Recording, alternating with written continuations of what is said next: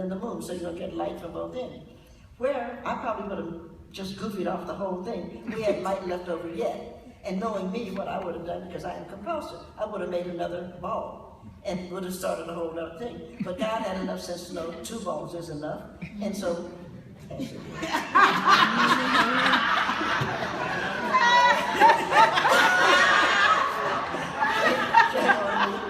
so he's going to take that light, he's going to spangle the night, and we're going to get the stars. And that made sense. And so now we're seeing that this thing is shaping up. So we're going to have, he's going to hurl, as we know from both Genesis and James Weldon Johnson, he's going to hurl the earth through that. And now he's looking at it, but there's nothing going on. And so he's thinking, wow, something needs to be growing. And actually, and I've been teasing the men today, sort of. But, you know, there are times when a penis comes in handy. And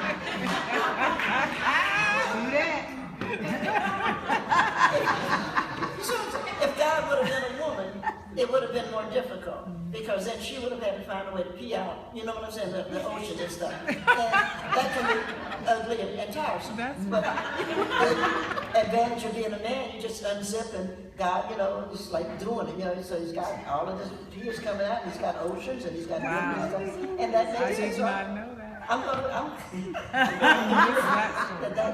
agree that God's a man. I just want to say this for the men, but if God is a man, then we know that he had to create a woman, right? Because, you know, otherwise it's illogical. So now we've got water, and we got things growing, and he's looking around, and he's still, like, I'm lonely yet. He wants to do something. And of course, he got all these angels, and they're not doing anything. So he's saying to them, you know, let's make something. He just lifts his arms up. And of course, the angel's going to do what he said. And he says to them, bring forth, bring forth. And you can see what's happening. Some of the things worked really well. You know, you had the eagles and stuff, and they worked really well. But you can see as his arms are falling, the angels are calling out to each other, girl, hurry up. He's almost finished. And you can see what happened there. You end up with a platypus. You know, you see things that you know don't make any sense, but they went to hell. Let's go. So we ended up with that. And now he's sitting there, and he says, I'm lonely yet. And what he said, it gets translated, but it's wrong. He said, I'll make me man. He didn't. He said, I'll make me a woman. And I don't want you to think that I think that God is lazy, because I don't think God is lazy. But we know he likes ice, and we've all seen beautiful ice sculpture. So he just sits there and says, and he gets himself a handful of ice, and he makes himself a beautiful woman. You know, blows the breath of life, wipes her behind, and she does what women would do.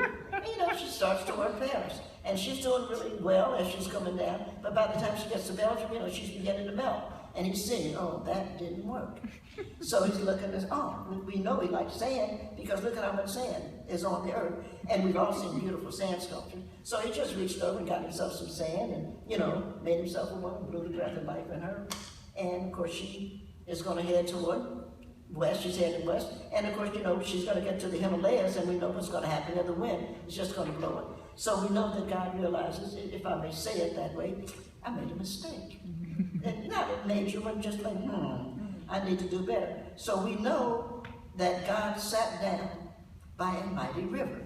And I was always intrigued by that, because I thought, well, mighty river. We know the Mississippi's mighty, and we know the Amazon for that matter, but we had created the New World. So we knew that it had to be someplace in here.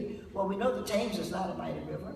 And we know that, and I got nothing against it, but we know the Niger is not a mighty river. It's interesting that the Niger curls around. And so I would say, well, Nikki, what about the Nile? But the Nile is not a mighty river, as we know. The people of the Nile Valley are a mighty people. But the Nile is just a river that overflows its banks every now and then. Actually, there's only one place that God could have sat down, and that's at the foot of the Congo. It is still a mighty river. So God is going to sit down there, and we know that he thought and thought. And then he realized, of course, I should make a woman out of this wonderful black mud, of course. And so he takes this mud, because it's going to withstand the cold, it's going to withstand the wind, it's going to withstand everything. He makes himself a woman, and he blows the breath of life in her and tells her to go forth. And we know that she's going to come up through the Mesopotamia Valley, and she's going to, you know, be talking to people, because black women are instructed, we all know that. And we know that she's going to go over toward, you know, Egypt, and she's seeing all of these dead pharaohs and stuff. Y'all better bury them people. And they said, yes, ma'am. So why don't y'all build some pyramids. Do some pyramids. Yes, ma'am. And we know that she's going to go on over to Greece, and she's going to talk, because they're all there fighting with each other all over philosophical, Athens and Sparta are fighting. And she said, well, why don't y'all develop some philosophy or something? Oh, yes, ma'am. And so the Greeks are going to, that's where we get our philosophy from. And then we know that she wanted to go to Rome because everybody kept saying, oh, she should come over here and tell us something. And she said, y'all want people to come to Rome, you better build some roads. So we know that all roads lead to Rome, right? That's what happened. It's really a very cool thing. Now we know, for example, when we are here in the United States, we know when the people decided that they wanted to build a new nation, right? And we know that the founding fathers got together, and there was Franklin and then Franklin, Adams and then Jefferson and they said, well, what will we need to build a nation? That was easy. So, well, we're gonna need a constitution. So they sat there and they wrote out the Constitution, and that worked. And they said, what else you need? So, well, we really are gonna need some black women.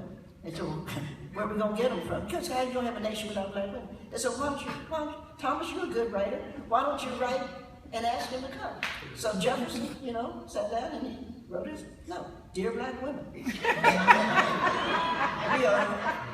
are starting a new nation. Please join us. Your friend, the founding fathers. And they folded it up, put it on a carrier pigeon, and the carrier pigeon goes over to West Africa. The ladies, run the market, and so they look it up and it's coming down and say, girl, what's that? It looked like a dove to me. And so it comes down and they open it up, and she reads it, says, somebody called the founding father, want to know, do we want to go to America? Y'all want to go to America? No. So they wrote back, dear founding father, no. Your friend, the black woman. But we know they didn't take no for an answer because they knew that they couldn't have a nation without us. I wrote a poem called Ego Tripping.